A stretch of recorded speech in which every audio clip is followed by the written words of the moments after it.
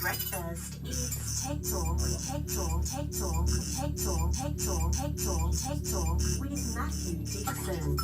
Where'd you go to school?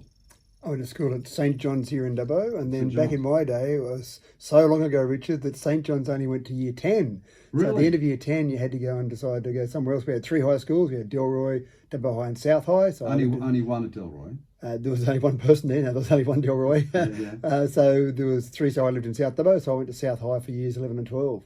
South High. South High, yeah. Back when year 11 and 12 used to be at the campus on Fitzroy Street.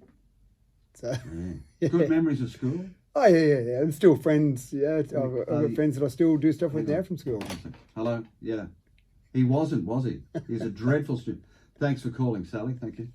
You weren't a good student at all. And Sally said you still owe her that $10 that you borrowed for the tuck $10 shop. back in those days would have been $1 million now. $1 million.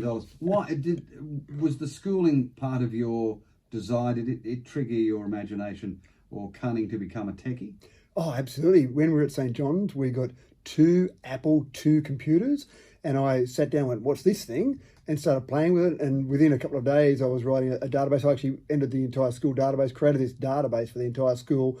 So you were smart ass back then, weren't Well, I think the teachers were quite happy to give me the job because it saved them doing the job of you? organising it Did all. something click in your brain that you It felt- just, I certainly liked my maths at the time. I did 4-unit maths at school, and so I kind of, the computers were binary, yes or no, black and white. It just seemed to make sense to me.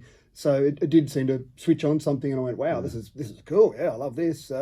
And probably the disappointing part was, again, back in my day, in the HSC, I did computer science in my year 11 and 12, but it didn't count towards your HSC. So it couldn't be one of the units. It was so long ago that computer science, who would ever do one of those units for your HSC? Crazy. How crazy. So, Crazy it is. yeah. Now, you and I, Matt, have talked about electric cars. We've talked about, driverless cars and automatic cars and cars that don't have drivers that crash into trees and kill people.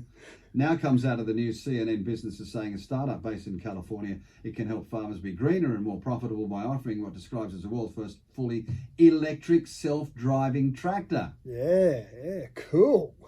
No, Well, the you tractors, can't plough a muddy field with an electric tractor in the storm in the middle of winter. why not? You can't.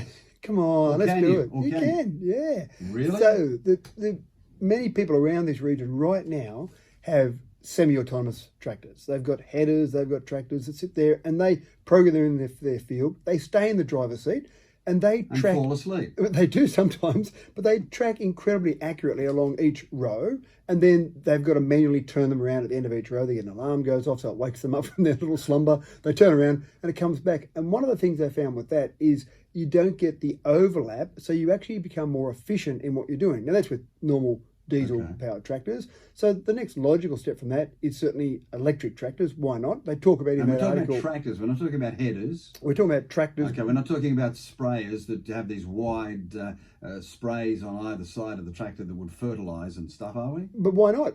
I think we're talking about all of these farm implements. Why wouldn't, if we're talking about tractors specifically, and that article you've mentioned is about tractors, Yes.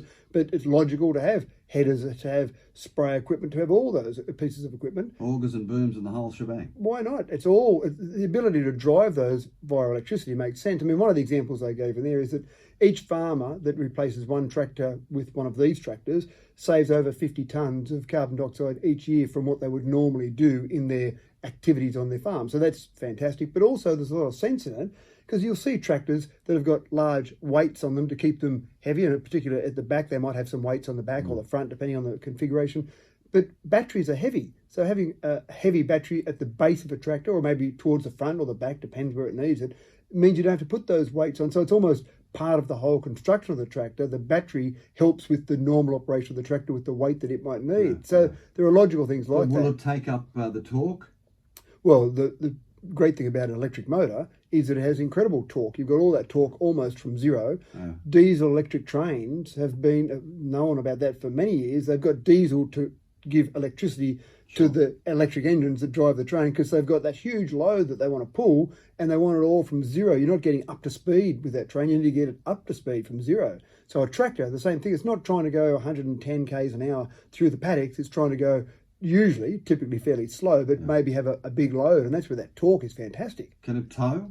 Absolutely, yeah. They gave an example One electric car brand, I won't mention the brand name, gave an example at Sydney Airport a couple of years ago where they towed a 747.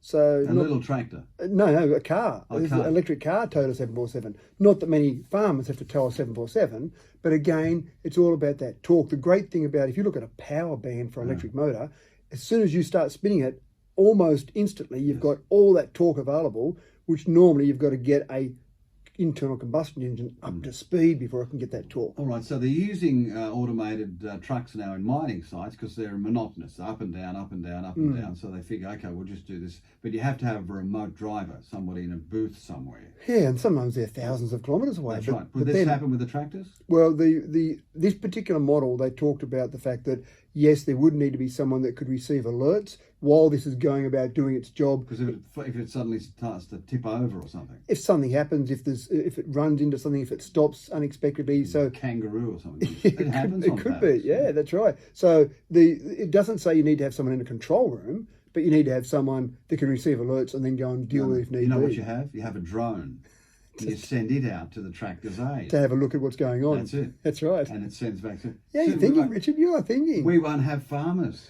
Well, there's still the farmers need their intelligence to make it all happen. This is just a tool to use in their job.